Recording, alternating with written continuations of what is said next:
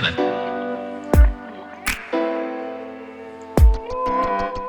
Your speakers, are those rockets? This week on the House of Static, part one of our conversation about music, philosophy, and living with cancer with Las Vegas singer, songwriter, composer, producer, and educator, Noah Avery. Wait, we should introduce ourselves and then we can talk like this normally, and that'll be a great episode. Cool. Oh, that's a good point. I should This probably is the just... House of Static. Sorry. I'm and Bob Smith, and that's Kilo House. So now that we've got that out of the way, Wait, stop, reverse that. wait, Yeah. no, the other way around. There you go. He's the static part because he's the static dive. Right I'm on. Kilo House on the house part. Now we got it right. There Okay, you go, now man.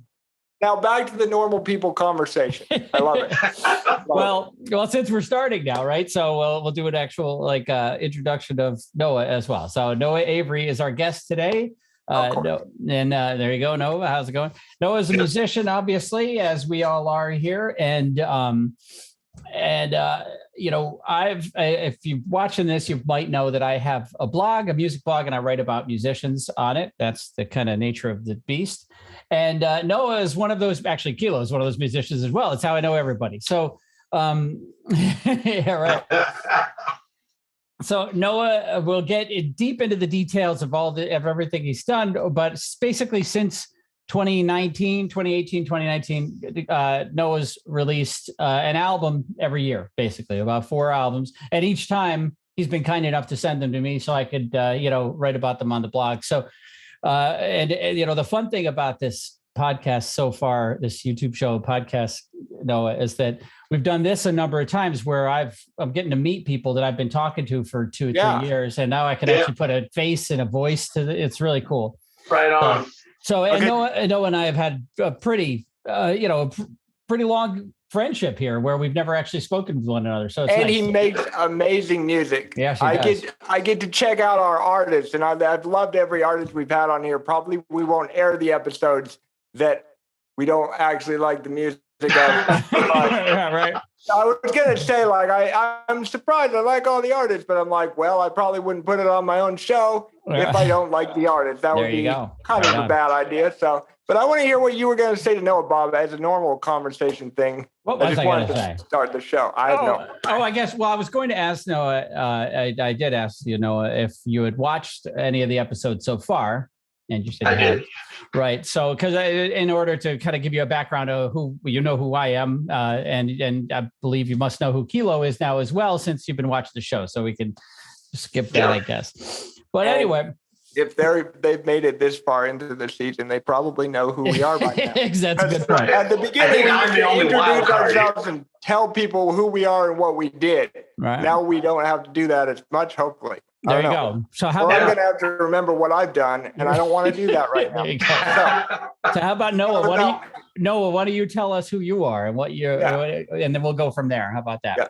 All right. First, thanks for having me, guys. It's awesome to chat music. I don't necessarily get to chat music with a lot of people day to day. We hear that often, actually. Yeah. We hear that from a lot of people.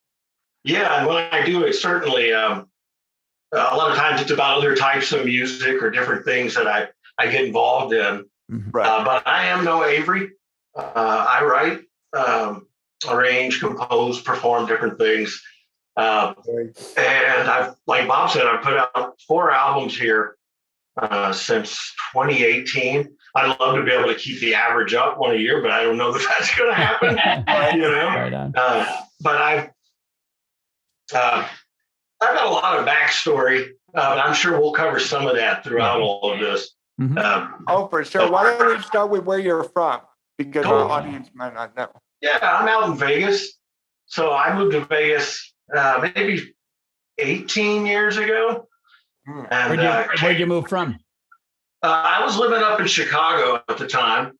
I went to school up there, so I came to Vegas to kind of start working and teaching and getting my feet wet, and ended up staying. And now, once you have roots somewhere, it's kind of home. So, I agree. I completely agree. And I absolutely love the West Coast. You're a music teacher out there, right?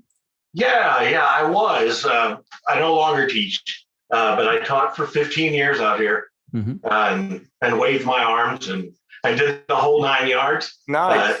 Yeah, taught in a variety of different settings, and everything from different ensembles and conducting, symphony and working with big bands to teaching songwriting and theory and different things. So very cool. Right on. Yeah, that's kind of the 15-year part of being in Vegas, and then here the last stretch of years has been different, but in such a wonderful way. Well, that's awesome. So why don't we start with like more of the earlier years though? Like what got you interested in music? Like what was some of the first music you listened to, and what made you start making music? What was the first instrument you played? Just a little bit of a backstory in that area. Oh yeah, I started actually on sax, and I knew that I was going to play saxophone from like an insanely early age. You feel kind of inclined to one thing, and so right. I knew that was the direction I was going to go. So I started playing sax at a very young age. And then I would say, compelled into making music my life by other great musicians, seeing people do it well and kind of master the art. And then, of course, it speaks to me like a lot of other things can't. So I poured all my eggs in that basket from a very young age. And started on sax, and then eventually started to pick up other instruments. I would imagine we all have similar stories with that. Sure. Whether or not you know how to play it, you put it in your hands and start to banging on it. Bang and pluck and see what happens. So I'd say probably the first giant true influence in this kind of genre is Pink Floyd. That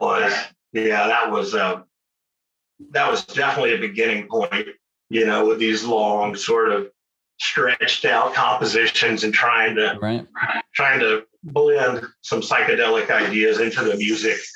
And then the idea of, combining music with visual things, which unfortunately you can't exactly get from an album that you're listening to through headphones, but marrying the different art. Unless you have synesthesia. Oh, whoa, I'm echoing really bad. Does anybody else hear that? I think I'm loud on someone's computer. Okay, it's better now, whatever. Anyways. Okay. Yeah. Can you hear me, guys? Yeah? I hear you fine. Yep. Okay, then maybe I'm crazy. Unless you have synesthesia like I do, where music turns into colors and images in the brain, then you literally get a visual whole thing out of it. But I know what you're saying, for sure. Mm-hmm. Absolutely. And I think that also carries away because, a lot of my training was in art music and jazz and those mediums. And so a lot of times that's what history has done. They've gone from music that exists just absolute on its own to then marrying together some different art forms to get really a multi-sensory experience. Right on. That's well, no. Go ahead. Oh no, I'm sorry. Yeah, I was just gonna say my glasses are being weird. We're having a hard time already. What the hell's going on? Don't worry. Anyway, what was I gonna ask? Oh yeah, well, one of the things when Kilo and I, we were talking earlier about what we were going to talk about today, talk about you, and talk about we were listening to your album together, and and that kind of thing. The most recent Roundwood, which, by the way, anyone watching, we'll go into the details of each one later. But Noah's most recent album is called Roundwood. It's freaking brilliant and it's beautiful, and you should listen to it. It really is. But anyway, what I was going to ask though is that. As I say, you've kind of launched this project of these 4 solo albums about 3 or 4 years ago.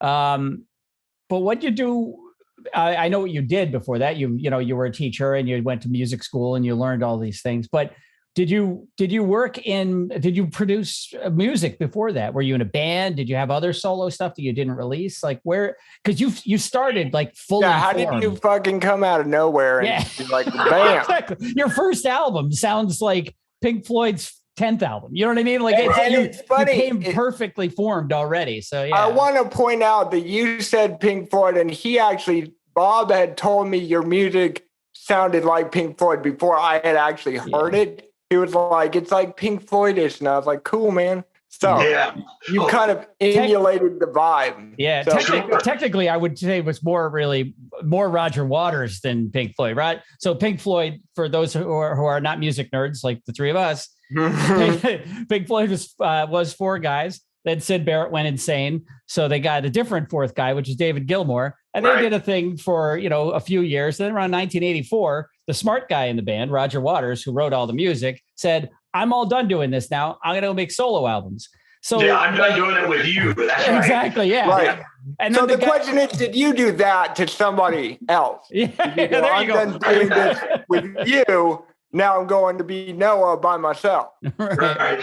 Now, I started out and played in bands coming up through college. Most of those gigs were actually playing sax and woodwinds. So a lot of the bar gigs, so to speak, were spent blowing and playing. Right. I did eventually sort of morph over into writing and wanting to write my own stuff. And I don't know exactly what to call it. I know that we'll cover it, but pop music is all I can say, or something down that line. But I've been writing, for ages. I've been recording and kind of hiding away in a bedroom and doing it. Yeah. And then in my other life, when I changed hats, I was composing and writing things that were recorded and published in different places. Mm-hmm. So the journey is strange because I've always been connected to pop music, but then a large chunk of my life, was spent doing legit music and writing and composing that way. So I do have, and again, I would imagine it's true for most of us. I do have songs tucked away that no one will ever hear and probably should never hear. Yeah. Absolutely. Yeah. And then sometimes, you want to dust one off and then you have to try to get ears on it to go, okay, is it sentimental to me or is it actually good? Is it something that I can still kind of stand behind? Right. But no, most of the stuff on the albums, almost all the stuff on the albums is not older things. It's just stuff that was written currently. Right. As far as a fully formed sound, though, it's funny to think that way because I think every time I set out to start writing for an album, I have no clue what my sound will be. Right. I have some guideposts of things I want to try and do, but the way it comes out happens so organically in the way that it ends up. No matter how much I try, I can't get myself out of the sound, whether it's electronic or acoustic guitar. It seems to always come through that way. Yeah. Well, so, and that's, that's what kind of leads into some of the details of the albums themselves. Right. So, well, as far as stylistically, you mentioned, whether you're electric or acoustic, and the albums actually progress, from one to the next like you've got an album called The Digital Life, which is much more digital music compared to, although none of your music is strictly analog or digital. It is a very much but anyway, what I was getting at though is that as far as the four albums go, and I don't know how deeply you would like to get into this, but there's a theme to them. There's you had some health issues over the last few years, and that I believe was what spawned the whole project, and it definitely informs much of your music, right? So tell if you'd like to. You want to tell it? Do you want to talk about that? Absolutely. There's no secrets here. Right on. Yeah. There is sometimes a ticking clock that can chase you from behind. And so I think a lot of the albums that have come out have been this pushing sense of urgency. Oh, hey, Kat. This is Cece, I was 35 and waving my arms and conducting, and went down in front of a group of musicians and woke up in a hospital. Oh. And yeah, the next morning is when they said I had cancer. So yeah, you were like working, you were conducting and collapsed. Wow. Oh yeah, that's crazy. Traumatized people. I'm sure. I think it was far worse for them at the moment. I don't remember any of it. Right. But yeah, I was in the process of working and fixing and trying to do things, and then everything went left. I mean, like that. Right. And so I woke up the next day and they told me I had cancer, and then started the process of navigating things that I had no clue about, aside from a cursory level of maybe a family member that's gone through a cancer, but no nuts and bolts of it. So after that happened, that was right at the very beginning of 2016. I went through all the process of trying to get it out of me, radiate it out, and chemo and cut it out, whatever they could do to get it out. And we thought we had it. And so I kept working and teaching, and sort of, it was funny, I'd go down like on a lunch break and do my radiation and then come back and get in front of the group. But in 2018, it came back. And that's around, I think, the time of the lone image. Yeah. Because my life by necessity started to sort of shift. And I couldn't be making music here, but I couldn't not be making music. Right. So it just sort of pulled one direction, a great direction. So kind of facing that has changed everything. I mean, not only has it changed me, but it's changed my music. It's changed what's important, musically and not musically in the world. And perspective can do a great deal to take the weights off, the self-imposed weights that artists sometimes put on themselves. Absolutely. You have to get the next thing out, or the next thing has to be better than the last thing. It's got to be perfect. It's got to be great. And you want all those things. But when you're not sure that you can get to the time to release it, then that urgency takes precedence over some of these other maybe self-conscious thoughts and ideas we have. Right. So in 2018, it came back and had metastasized in such a way that it couldn't be cured or fixed. So it is the proverbial death sentence, although I'm still alive. So I'm not sure how that works. So the albums come from that place, and you very elegantly write about it in your own, and we've never gone super deep into it, you and I. I just you do. And then you kind of pull from that meanings that connect directly with me, which is kind of amazing. But then other side meanings and things that you pull from it, which I really enjoy hearing about. But the music kind of goes with that. The digital life is like in the heat of deep, horrible chemo. And the Unnamed Road was also in that spot.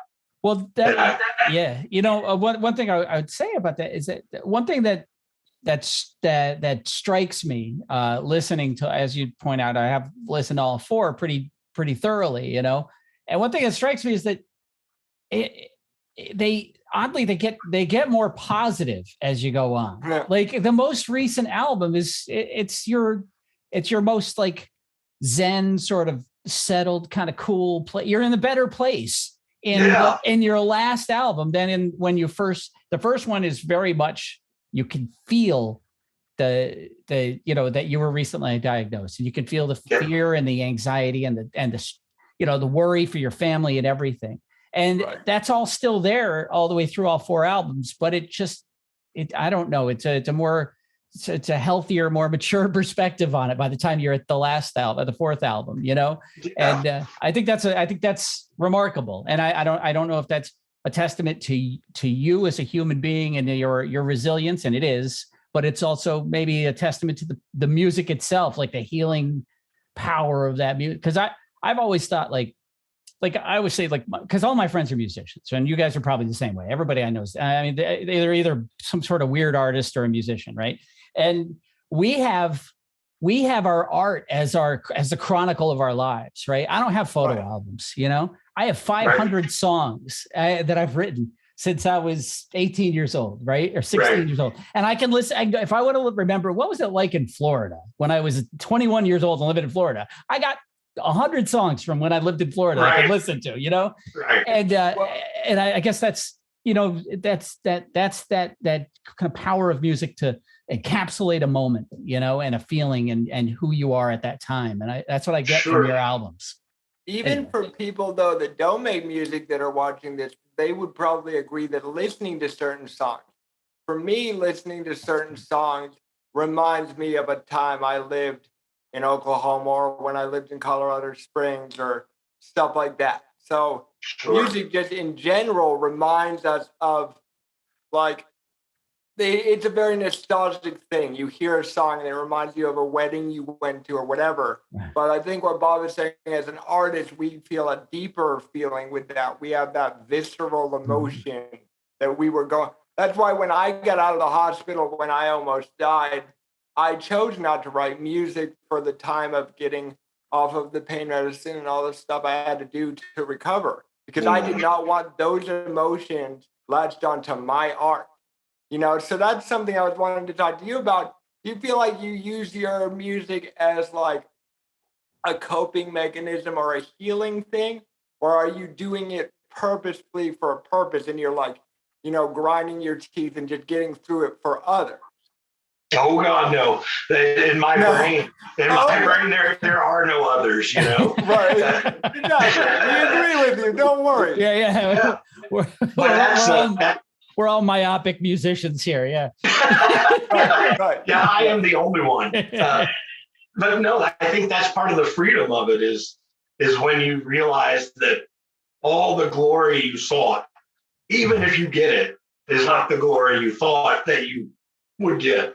Because without that, like Kilo, you were just saying, without that satisfaction of knowing that what you've done is what you intended to do, that you didn't let either the need to produce for someone interfere with it, or that you weren't true to yourself because of the place you were in. I think that's incredibly important. And nostalgia is the exact word. I mean, it's because it's not just cerebral. It's not just memory. You put on a song and go, oh yeah, I remember writing that when I was 19. You feel something that gets you back to 19 for a moment. You go back into that strange and sometimes wonderful headspace, you know, and I think that is the power of music. It's not that we can necessarily, because I've heard it said about, you know, composers, is that they can transfer you into their mind, their state of mind. And I used to think that, but then I think it started to evolve in, no, I can give them like a colored glass that they can look through to see the world, and then their mind is still running. So I can put something out in the space with art, and then the actual what it means is out of my hands at that point, because we're all so different. You know, someone may want to skip right to a track that just kind of bumps along and has a nice ambient section where nothing's changing, and that's what they want. It means something different, and I think that's a critical part of art, and the reason I'm so productive lately is that I realize that what I'm doing is, first of all, for no one. Because, you know, I like to say there's thousands of people stopping by every day to wish me well and tell me their thoughts on music, but it's not that it is something very personal that I do for myself. You know, a lot of what you said a lot there, and you kind of triggered some thoughts in my head when you were saying it. And one thing, it reminded me when you were talking about the put in the stained glass, like a filter that you're providing to the world, to listeners. Like you can look at the world through this filter if you like, and interpret it as you see fit. Right. It's very similar to the episode that aired last week of Lisa Leland, an artist in France. She was in France. Yeah. Is that right? Yeah. She's fantastic. She's very cool. And And one of the things she said was, because I was talking to her about her lyric writing, and this is good, comes back to you in very much the same way, because I had said how, she writes very poetic lyrics and non-specific. You get the vibe of what she's saying, but she doesn't say, I was walking down the street and then I saw a cat and then I went to the store. You know what I mean? It's not literal like that. It's not linear. Or help, I'm dying of cancer. Help. Right, exactly. Exactly. So when I was talking to Kilo earlier today, I was about your music and I was relaying so Kilo's had his own medical issues over the years, and he's all of them, all of the issues, all of the years. So, but we talk about that, right? So, Kilo was telling me a story a couple weeks ago, whenever, about when he was just, I won't give the details, but he was laying in a hospital bed and he could hear doctors talking out in the other room. And details are good. You can cut them out later. Right. Exactly. You can go into the, do you want me to tell the story about tell the story? I mean, maybe in 1 second, because what I wanted to say why I'm bringing it up, because when I'm bringing it up is, right. The reason I'm bringing it up is that I was telling Kilo how you're telling similar stories in your music. Right. And Kilo's like, hey, which song does he say that where he's laying? And I'm like, it's not really how it's not how Noah writes. There isn't a song where I can go, that's the one where he's talking about, being depressed in the hospital, but he is, at least that's what I heard. And it doesn't matter what song it's in. You know what I mean? Right. It's there. It's there. And I felt it. And that's what I was getting at. So anyway, sorry, Kilo. Yeah. Please tell your story. No. I don't need to share my story. This is not I want to hear the story. All right. I'm the odd man out. I feel your pain of like passing out and waking up somewhere because I think it's 2018, I woke up in a hospital bed.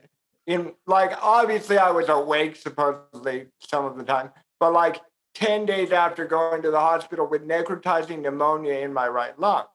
And so basically I had to have surgeries and have things taken out of my lungs. And the part that Bob is telling is when they took my parents out into the hall and they were like, we don't know if he's going to survive this. He's probably, and I'm like, you're right the fuck there. You didn't close the door. You're trying to pretend that you're trying, but that's what Bob was talking about with that story. I don't think I've told it on the program, but I mean, and it's funny. I wanted to say, I know your pain, but I don't know your pain. No one knows anyone else's pain. Right.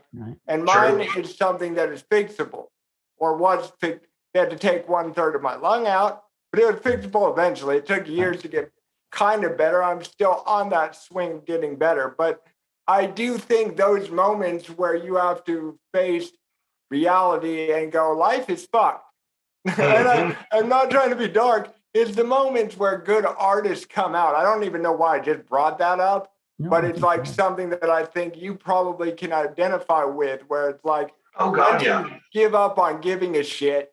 And you're like, well, life is just a fucking shit show. Welcome to the shit show. Then you can start really writing the music you want. Because before I went to the hospital, I wrote some good songs and stuff. But once I started writing again, after I detoxed off of the methadone that I had to be on, I started writing the genre I write now, which is terror trap, which is horror-based EDM trap music. But it's funny that you say that put the glass up vibe type of thing, because my music actually comes from a happy place, yet it sounds very dark. So it's that happens. I know, right? It's in my mind, it's a pretty picture. To most people's minds, it's a horror show. Right. It's like, what the fuck are you doing? But anyways, yeah, I've babbled about myself enough. So I think you got it, man. I think that's it. Right. It's funny because I've a band I really like is Fish, and so the live experience. If you listen to their music on the album, so much of it is light and happy and fluffy, and then without a doubt, then they jump into a jam or start to improvise together. It just can get so wicked and so overpoweringly dark. And you're going, wait, aren't we just thinking about rainbows over here? And, and it's perfect because you don't know you're getting there, but you get there with them. That's quite a journey to take. Right. And I think it shows where the human really is. Because I think I said in one of our earlier episodes, like, my music shows me where I'm at in my mental space. When I write it, I realize where I'm at. Right. Yeah. So it's like a reflection back at you. And so it's like, yeah, sometimes our brains just suddenly go into dark places that we, like having ADHD people, like, you'll go suddenly be in a dark thought and you're like, where the fuck did you come from? Can you just leave me alone right now? You know, type of thing. But I think music is a great way to kind of do a spot check of like, mental health check. How are you doing today? Oh, cool. You just wrote that. You need to go, you know, chill out for a minute, bro, type of thing. Oh, yeah. It's so healing, you know, as well. Absolutely. See, I never know what my music means until like 6 months later. Really. I seriously, because I write like everything I write is just so everything is improv. Everything is off the top of my head. And then I refine it later. You know what I mean? I kind of jam with myself, whether it's keyboards or guitar or whatever. And then I rewrite. I've talked about that before, but the point is that I don't know what any of it means until somebody tells me later on, which is funny because I mean, I spend my day telling other people what music means. You know what I mean? Like, hey, this is what this song, you know, this is what I do. My own music, I have no idea what I'm talking about. When you sometimes that's a good thing, you know, to not explicitly know what it's about, because that can forever change. Right, exactly. You know, the way you hear a song. Good point. Good point. Oh, yeah. Right. Yeah, I think probably when you wrote Zen Seeds, though, you kind of knew what you were writing about, considering like, no, okay, not never really. mind. Anyone who can't see the program, he just nodded his head with a roll of his eyes. I mean, it's very visceral by my whole process. I actually literally just listened to Zen Seed before we came on. Because I was trying to make things look presentable, you know. That's awesome. I was listening to it. So when you write, it comes from a kind of a non-analytical emotional space. You just write. Yeah, which is funny because I'm actually for 25 years, I was an IT guy. I'm actually a pretty, analytical guy. I mean, most people would laugh at that because I'm insane, but when I do work, when I'm working on something, I'm very logical. You know what I mean? I'm very technical and logical. Everything else, I'm a complete lunatic, but I'm very logical with that. But anyway, I'm not logical with my music. I'm a lunatic. There you go. and Zen Seeds. One of my best friends and fellow musician around here actually went to school to be an engineer. And he's exactly that type of brain where he's got calendars just stored in there, and days of the week. And then once he was at school is when he changed over to music, and he has the same vibe because he's brilliant as a musician, very good, but he is a super nerd. I mean, things go in boxes and they all have a place that they fit, you know, and it's quite the marriage. Yeah. He pulled it off. So crazy stuff. Bravo. That's very cool. So we mentioned that you have 4 albums that you've recently released. What would you say your favorite, if you can pick one favorite child, what would your favorite of the 4 albums be and why? What does it mean to you? Oh, man. That's obviously always a tricky thing, isn't it? Right. I would probably go to the Unnamed Road as being, for me, my favorite, just simply because, as Bob kind of said with the Lone Image, there's some angst and there's a lot of uncertainty. And then there's also this idea of, I'm going to finally just put these things out to the world. And that's can be a little nerve-wracking. And so that first album was its own experience of making it. But with the Unnamed Road, after the diagnosis came back and I got in there working and I was, doing my thing medically, it gave me all this time because I couldn't be conducting and doing that anymore. So I had all this time to write. And writing that album was cathartic. A lot of the Buddhist messages that run through it are absolutely sustaining factors during that time. Right on. To realize the transient nature that even if life is shit, like you said, I don't mean it in a bad way. No. It passes. And then you have moments of greatness, but then they pass also. And this sort of transitory nature of all things going by. Yeah. Including myself. I'm a very happy person. Anyone who knows me, Bob, and anyone who watches the show that knows me knows I'm one of the happiest people you'll ever meet. You just heard me say life is shit. Like, that's just like when you come to that conclusion is where peace, in my opinion, comes from, because then you no longer think your life is shit. See, I didn't say my life is shit or your life is shit. I said life itself. So it's like you suddenly don't play the victim anymore. You don't go, poor me, for instance, for me, like, poor me, I can't walk. Like, who gives a fuck? Like, shit is shit, whether it's not walking or like having a mental problem or like a house, parents that fight all the time, just anything you can imagine, it all equals out. And yet we pinpointed to, I am the one that has the problem and everyone else's life is great. And it's like, life is just shit. It just I think you're probably onto something because, if you look at Buddhism, the very first of the Four Noble Truths is life is suffering. Life is suffering. Life contains suffering. Yeah. So I was just gonna say if Kilo had just replaced the word suffering for shit or shit for suffering, however you live, then that would have been would have been the Buddha. That was my modern, maybe I am the crippled Buddha. You never know. That's right. Aren't we all a Buddha? Yes, right on. Absolutely, there we go, man. So on that line of like kind of the more mystical stuff, what keeps you inspired? Like because it's been said that inspiration is like a well, you have to refill it, right? So you drain the well, you have to have rainwater to fill it up. What keeps you inspired to continue doing what you're doing? Oh man, inspiration comes from a lot of different places. I will go back to something you said earlier and completely agree that as far as inspiration goes, the well of negative experience and negative emotions for me is a super creative force. I mean, it's a lot easier, I think, as a musician for me to translate that into music. It's really hard to translate joy into music, especially if you're going to try to put any lyrical thing on top. It's just hard. You might be able to pull it off with some instrumental things that can be uplifting and joyful, but man, it's a thin line between joyful and cheesy. I agree. I'm a writer, as you know, and I've been writing lyrics my whole life. I started writing lyrics before I wrote anything else, right? That's always what I've done.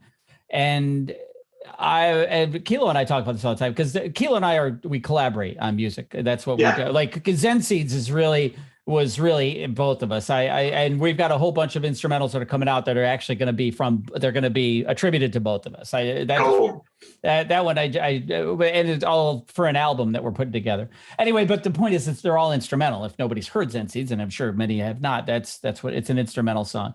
And that's intentional because I don't, to your point, I don't have anything to say in songs anymore because I'm happy. Right. You know what I mean? Like I had a pretty good life. Sure, yeah. I don't have anything. I got nothing to complain about. So now I just want to make some music. Now I'm just kind of like trying to just make something pretty. Something good.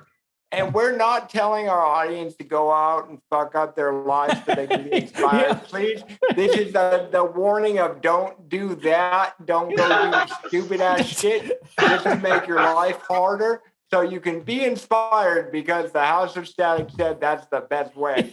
Every time that's right. On every episode, Kilo does some sort of public service announcement like, hey, don't worry, we say crazy shit. Don't do what we say. Yeah. It's okay, everybody. No, yeah, but I think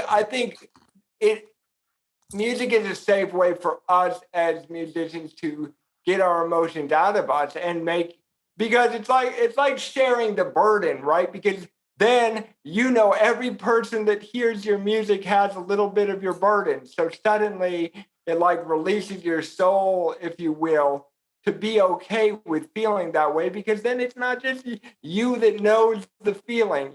Sure. Because it's better than just telling someone like, this sucks. Like, you're actually maybe possibly putting that filter, like you said earlier, into their vision, and then they're taking that weight or that burden of that Sure. uncomfortableness, or even that joy or whatever, like joy is more of a given, like I give it to you because I want you to have it, and pain is more like I give it to you because I don't want to have it, I think. But it's good for everybody, because when I hear songs that I've been through something similar, and I realize I'm not the only one, back to what I was saying, and I realize like, oh, wow, I'm not the only one that feels a certain way, right, feels this way or that way, then I suddenly don't feel alone. And that's what we can do as musicians. It's so powerful. It's like, Yeah, sure.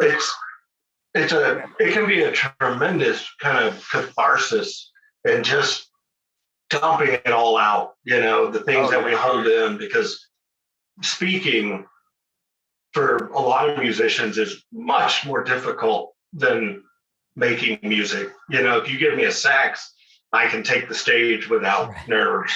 Yeah. If you tell me to go out there and talk for 10 minutes, then there's going to be some nerves and pacing. God, yeah, no, public speaking is the worst. I've been on stage a billion times, and I'm never nervous until you take the guitar away, and that's just me with a microphone. I'm like, oh shit, Yeah, guitar, yeah. Good job. It's really true. It's really it's hilarious. For sure.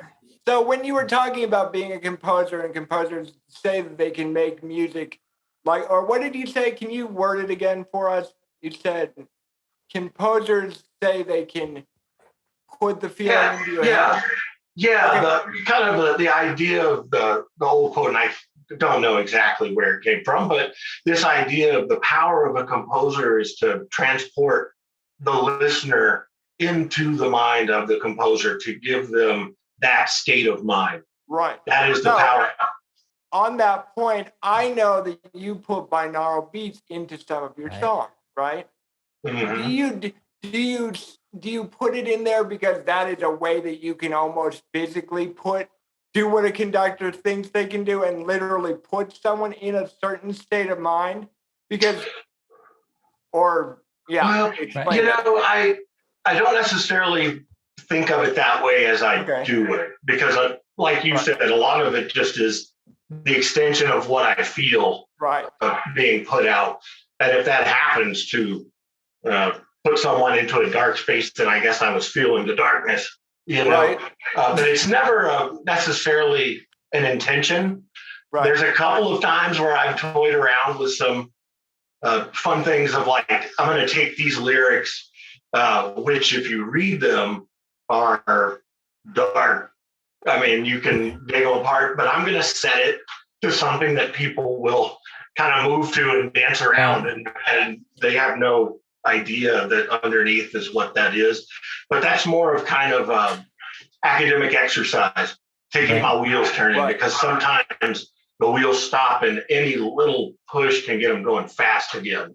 Sure, and they stopped a long time on me once. I mean, I had a period of years where I just couldn't write, and I just couldn't get things out. I had written a big piece, and then after that, I just felt like I had nothing left. It's because you drained the well. You didn't replenish the well. You had drained it, and then you just have to sit there until the well fills back up again. And someone I know said it took 5 years after he did a soundtrack for a game for him to be able to, because that drained every ounce of creativity he had. But he was smart enough to know, I have to wait. So that's what happened to you. You just kind of drained the well, and then the well has to build back up. But oh man, is it painful in the process where you go, oh God, I can't write literally anything. I cannot write a lyric I'll sing. I can't write a chord progression that makes sense to me that I like. It just, everything becomes ruined by your mind. It just gets shut down over and over from within.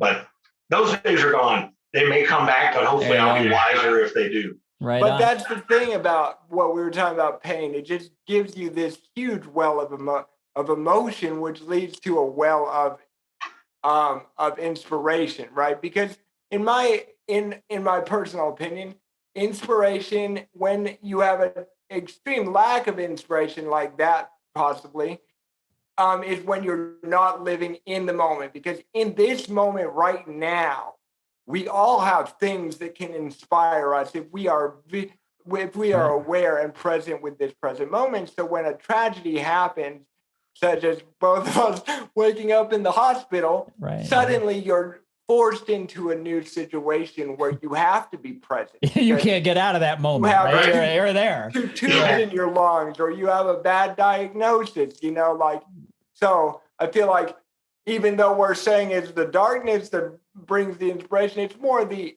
awareness of that present moment. Of your own being, right? Yeah. Bringing you back to center to somehow, in some sense. That's you're Kilo. Right on, right on with the Buddhist sort of wisdom today. I'm just talking, man. These are coming out of my brain. You're nailing it, brother. Nailing it. It's fantastic. Yes, indeed. So, Noah, as far as the with the albums, right, and as they I wanted to actually go back to the binaural beats a little bit, but first, go ahead. Yeah. Let's talk about that for a second. I want to too, because I think it's really interesting. But the reason I dove deep into it when you told me about it, right? Because when Noah sent me the album, he sent me an email saying, "Hey, by the way, this is what's going on with the album in my life, and also I did these binaural beats, blah blah blah." So I looked it up, right? Because I know of binaural recording, which is something my friend and I used to do 20 years ago, which is a really wild thing to do. It's completely different. But if you binaural means two ears, right? So that's the idea. And binaural recording is you take a head, like a mannequin head, and you stick microphones in each ear, like PZM microphones, and it makes this crazy ass 3-dimensional recording. I had in college literally the nerdiest binaural setup of two tiny clip-on mics that you could put on your head. Yeah. And I could go to a show and record this binaural bootleg of it. That's awesome. Yeah. So we did the same thing, except we had a mannequin head. And we literally, my buddy, my friend Matto, when I talk about Florida, I lived in Florida with him. In the middle of our apartment, we had this mannequin head, and we were musicians. We played all the time. So we would record tracks and everything, and you put it on with the headphones, and it sounds like it's very 3-dimensional. It sounds like if I'm over there recording, when you put the headphones on, I feel the guy playing guitar over there. It's really wild. So anyway, that's not what you did. So you mentioned that, and I was like, oh shit. And then I looked up binaural beats, which is there's the reason I brought up the speaker thing, the recording, because it's similar in a sense, because tell me if I'm explaining it wrong. I'll tell people what it is, and then you tell me what I did wrong. But basically, you take a beat, say a kick drum. Why don't you let him explain it? Okay. Well, Mr. Kilo, he's cracking that whip over there. I like it. He said, "I hear enough of you, Bob. I don't need No. So the binaural beats is essentially, by studying the brain, they figured out that the brain in different levels of concentration actually vibrates at different beat speeds. Okay. But the speed at which the brain vibrates is far too slow for us to hear it. It wouldn't produce a coherent tone. And so through some horribly nerdy and wonderful scientists, they realized that they could actually take two tones, separate them so that two pure tones come in from each side, one here and one here. And if you make the difference between the two tones match that low vibration that the brain resonates at, you can then get your brain to latch onto that. Right. So for example, if you're at 5 hertz, very slow beat pattern, that's like a meditative state.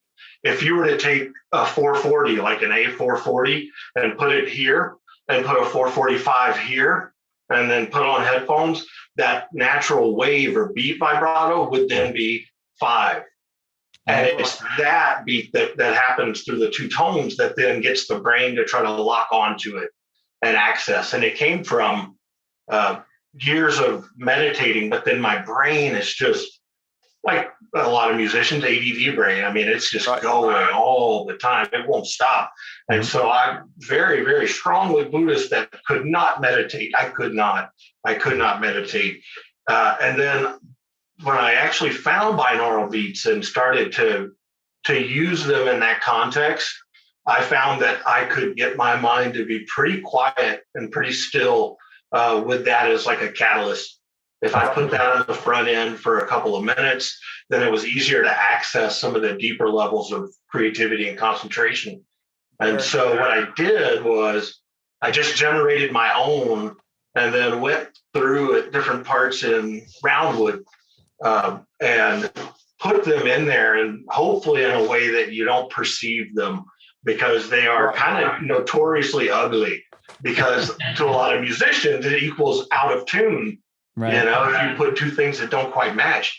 But then integrating them in, like a lot of times they're in the lower frequency range. So you're not hearing a sub pedal. You're actually hearing binaural beat on the bottom. And then over the top, I put the remainder of the music, or if it's an ambient section, and then I go into that music and I sort of carve out that frequency range that I want those beats to move in, so that there's nothing that can clash with them, so that those two beats coming together will maintain that pattern, and then everything else sits on top without interrupting it.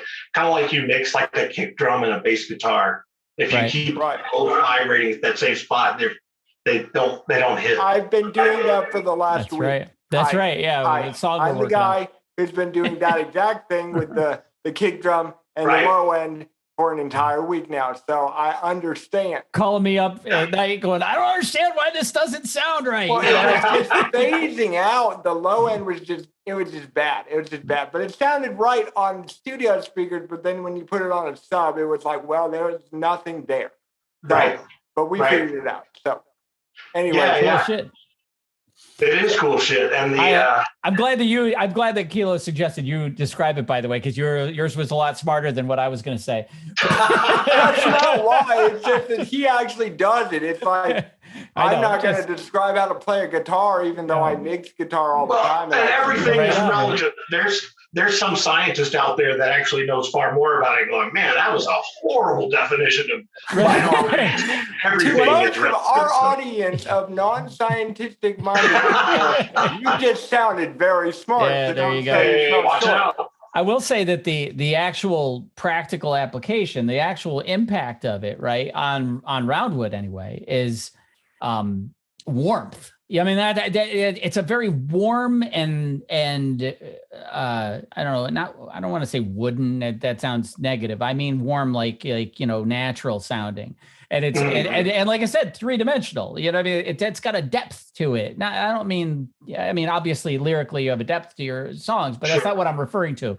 There's a depth of sound field or something. You know what I mean? You can just feel more there. It's beautiful, really. And well, thank you for that. And in most of them, I intentionally only use the lowest level of binaural beats, because you can go into higher, faster beats that are associated with creativity and alertness and those things. But then they can get pretty jarring if you're trying to put them in actual music and not just listen to it and meditate, So, but I'm so pleased that you noticed it, because it's just a different kind of richness that somehow gets in there. Yeah, it's cool. Cool stuff. I just remember the first time I heard, Bob explained how he messed around with binaural sound in the past, but I remember the first time I even heard of binaural beats, I was sitting in my van, my hippie-looking van, in front of my friend's parents' house when I was younger and in a band, and it's my friend who's passed a few years ago, but we're sitting there and we're on YouTube on one of our phones, and it was like, warning, this will cause hallucinations. This is like a long time ago. It was like, blah, blah, blah, blah, and I was like, well, gotta try it now. Right now. So we turned cranked the speaker system up and laid the seats back. Obviously, it doesn't do what they were clickbaiting you to do back then. Right. But, well, you didn't read the footnote that said, if you're on acid. Well, maybe I was on acid. You don't know. You never know. But I do agree with what you said. I do use it for, or I used to use it for meditation and sleep and stuff. Because you know what it's like? It's like tuning your brain's frequency, right? Yeah. So it's like tuning it to a certain frequency to where you don't have to try to control your thoughts as hard. Because if anyone's listening to this, you don't know what meditation is all about, and you think it's some girls in yoga pants, which it's not always, because we're three guys not in yoga pants. It's just kind of clearing your mind, right? It's just kind of taking your conscious thoughts away and just letting them go. And obviously, in a world we live in today, that's not a fucking easy thing to do. So to have something like that hidden within music where you don't even know it's doing that to you, right? It's one thing for me to click on an hour-long video and I know it's going to happen. So it doesn't work as good as when someone like you puts it into a song to where I don't know why I suddenly feel better, but I do. Right. It's very remarkable that you do that, because I haven't met anyone, and I live out in LA, and I went to an amazing music school. Our guest, the episode before yours is going to air, which you guys are now watching it, so I don't know why I just said that, is the owner of Icon Collective. And so anyways, but I've never gotten a chance to sit here and talk to someone who's actually done that, put it into music. So that's amazing. Right. Well, you're right on the money, because they even call it brain entrainment when you're using it for that purpose. It's the idea of a little tool that can maybe help you get to a space, or maybe not, but it is there to kind of trigger sympathetic vibrations in the brain. Hey, let's take a minute. Tune in next week for part 2 of our conversation with Noah Avery.